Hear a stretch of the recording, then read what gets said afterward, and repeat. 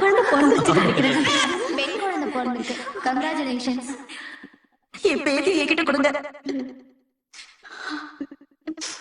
யார் வீட்டு தங்க நீங்க? எங்க வீட்டு தங்கம்மா. எங்க செல்லப்பட்டா நீங்க? இந்தாங்கம்மா வாங்கிக்கோங்க. என்னங்க குழந்தைய பாக்குறதுக்கு அப்படியே நம்ம விஜய் ஜடையில இருக்குங்க. குழந்தை பிறந்திருக்கு. இது அவனுக்கு தெரிஞ்சா எவ்வளவு சந்தோஷப்படுவா. என் பேரு நல்லபடியா கண்ணு முடிச்சு அவன் குழந்தைய கையில வாங்கணும். அத பார்த்து நாங்க சந்தோஷப்படணும். ஏமா அலறீங்க? செல்லக்குட்டி பொண்ணு இருக்கா? இங்க அட்மிட் ஆனதுல இருந்தே அவங்க மயக்கத்துலதான் இருக்காங்க. இன்னும் அவங்க கான்சியஸ்க்கு வரல.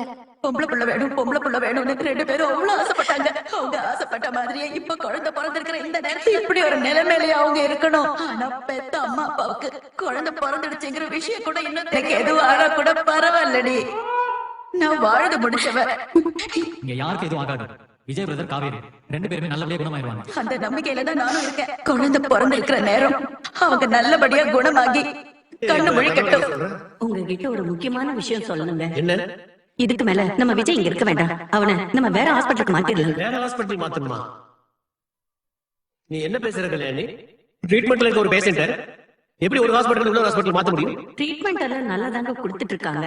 ஆனா அந்த காவேரி இருக்கிற ஹாஸ்பிட்டல்ல நம்ம பேரன் விஜய் இருக்கவே வேண்டாம். நம்ம பேரனோட வாழ்க்கைக்குள்ள வந்தாலும் அன்னைக்கு பிடிச்சது நமக்கு கெட்ட நேரம். அந்த குடும்பத்துக்காக அவன் பட்ட கஷ்டம் எல்லாம் போதுங்க. இதுக்கு மேலே அந்த குடும்பத்தினால நம்ம பேரனுக்கு எந்த ஆபத்தும் வந்துடக்கூடாது. அதனாலதான் அவனை இங்க இருந்து மாத்தலான்னு சொல்றேன். நம்ம இஷ்டத்துக்கு விஜய் ஹாஸ்பிட்டல் மாத்துறேன்னு சொன்னா இங்க இருக்க டாக்டர் ஒத்துக்குவாங்கல்ல? டாக்டர் எல்லாம் ஒத்துக்கிட்டாங்க மாமா. ஒத்துக்கிட்டாங்க? எப்படி? ஆமா மாமா, உங்ககிட்ட இந்த விஷயத்த சொல்றதுக்கு முன்னாடியே டாக்டர் கிட்ட இது விஷயமா நானும் பேசிட்டோம். இங்கே விஜய்க்கு நல்லதான ட்ரீட்மெண்ட் கொடுத்துட்டு இருக்காங்க. இந்த நேரத்துல இதெல்லாம் தேவைதானா? தேவைதான் தாதா. நம்ம வீட்டு பிள்ளை நல்லா இருக்கணும்னா நாம இதெல்லாம் செஞ்சுதான் ஆகணும். அந்த காவேரி குடும்பத்தை என்ன சொல்லி சமாளிக்கிறேன்னா தெரியல மாமா. அதெல்லாம் நான் பேசிக்கிறேன் மாப்ள. இப்போதைக்கு விஜய் இந்த குடும்பத்தை விட்டு வெளியில வரணும். அவன் முதல்ல நல்லபடியா குணமாகணும். இது நடக்கிறதுக்காக நம்ம என்ன வேணாலும் பண்ணலாம், எந்த போய் வேணாலும் சொல்லலாம்.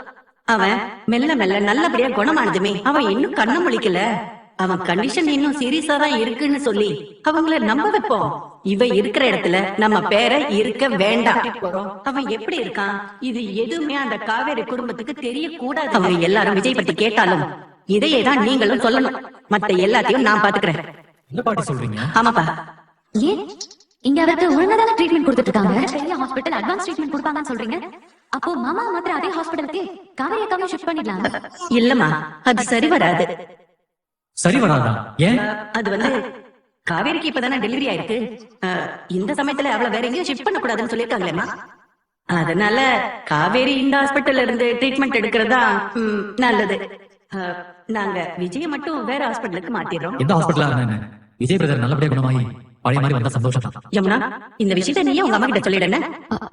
சரிங்க பாட்டி. உங்களுக்கு ஒத்தாசைக்காகவும் குழந்தைய பாத்துக்கிறதுக்காகவும் ராதாவை உங்க கூடயே இருக்க சொல்லிடுறேன். நாங்க 3 பேர் மட்டும் இப்பவே டிஸ்சார்ஜ் பண்ணிட்டு கிளம்புறோம். காவேரிக்கு குழந்தை பிறந்த விஷயத்த இவனா போன் பண்ணி சொன்னான். குழந்தை நல்லா இருக்கால? விஜய் எப்படி இருக்காரு? அது ஒண்ணும் இல்லம்மா, அவ விஜய் நினைச்சு வருத்தத்துல இருக்கா. விஜய் இன்னும் கிரிட்டிக்கல் கண்டிஷன்ல இருக்கிறதா டாக்டர் சொல்றாரு. வேற ஹாஸ்பிட்டலுக்கு ஷிஃப்ட் பண்ணலாம். ஏங்க, நான் ரூம்குள்ள வந்ததுமே நீங்களும் உடனே வர வேண்டியதானே பின்னாடியே? எதுக்கு அவங்க கிட்ட எல்லாம் போய் விளக்கம் கொடுத்துருக்கீங்க? சரிதான், இப்படி அந்த குடும்பத்து மேல அக்கறை காமிச்சுதான் அங்க ஒருத்தன் பேச்சு மூச்சு இல்லாம கிடக்குறாங்க. குழந்தை நல்லபடியா பிறந்துருச்சுல்ல. குழந்தை அவங்க கூட இருந்தா விஜய்க்கு நடந்த மாதிரியே அந்த குழந்தைக்கு ஏதாவது ஆபத்து வந்துருமோண்டாங்க நான் பயப்படுறேன். ஏ கல்யாணி, தேவையில்லாம எதுக்கு எதையும் யோசிக்கிற? நம்ம பேரண்ட்டுக்கும் சரி அவன் குழந்தைக்கும் சரி ஆயுசு ரொம்ப கெட்டி. தீர்க்காயுசோட அவன் சந்தோஷமா இருக்கணும்னா அதுக்கு அந்த குடும்பத்தை விட்டு அவன் விலகி இருக்காங்க. குடும்பத்தோட நிழல் கூட நம்ம மேல படக்கூடாது. ஒரே தீர்வு குழந்தைய நம்ம கூடயே நாம வச்சுக்கிறது தான். ஹாஸ்பிட்டல்ல விஜய சேர்த்து எப்படி நம்ம காவேரி வந்தானா நம்ம வீட்டுக்குள்ள அவளை சேர்க்கவே கூடாதுங்க. கல்யாணி, இப்படி சொன்னா எப்படி? மாமா, அத்தை சொல்றதுல இல்ல தப்பு இருக்குது. அத்தை சொல்ற மாதிரியே குழந்தைய நாம வச்சுக்கிட்டு மொத்த குடும்பத்தையும் இங்க வெட்டி விடலாம். நான் பாத்துக்கிறேங்க. இத பத்தி காவேரி கிட்டயும் சாரதா கிட்டயும் நான் பேசிக்கிறேன். அவங்க கிட்ட பேசுறதெல்லாம் இருக்கட்டும். முதல்ல விஜய் இதுக்கு சம்மதிப்பாரா? அவங்கிட்ட உன் குழந்தை நல்லா இருக்கணும்னா நீ அந்த குடும்பத்தோட இருக்க கூடாதுன்னு நான் குழந்தைக்காக வாச்சும் அவன் இதுக்கு கண்டிப்பா சம்மதிப்பான். இனி விஜய் அந்த குடும்பத்தோட இருக்கவே கூடாது. நான் இருக்கவும் விட மாட்டேன். சிஸ்டர், அக்காவை நாங்க பார்க்கலாமா?